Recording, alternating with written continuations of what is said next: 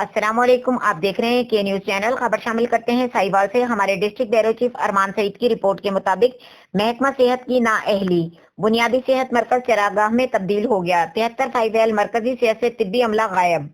वहां भेड़ बकरियों और चरवाहों का राज हो गया है। ग्रीन पंजाब के पौधे जानवरों के हाथों क्लीन हो गए हैं। बुंगा हयात रोड पर वाकई अहम देहात को तिब्बी सहूलियात फराहम के लिए बनाए गए थे।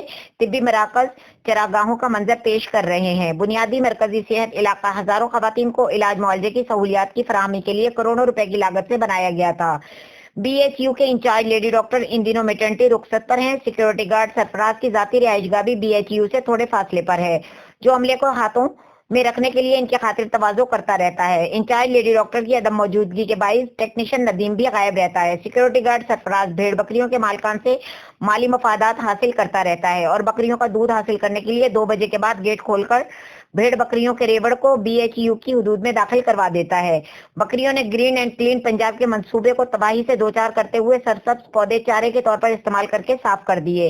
अहले इलाका ने मुतअद्दिद बार महकमा सेहत के हुक्काम की तवज्जो मज़कूरा मसले की जानिब मबजूल करवाई, मगर चीफ एग्जीक्यूटिव ऑफिसर हेल्थ के दफ्तर में मौजूद अली नामी एहलकार सिक्योरिटी गार्ड सरफराज के खिलाफ कार्रवाई की राह में रुकावट बन जाता है। अहले इलाका ने chairman district health authority deputy commissioner Zeeshan Javed, director health doctor Syed Sadiq Salim, CEO health doctor Azhar Naqvi से इस्लाह अहवाल का मुतालबा किया है।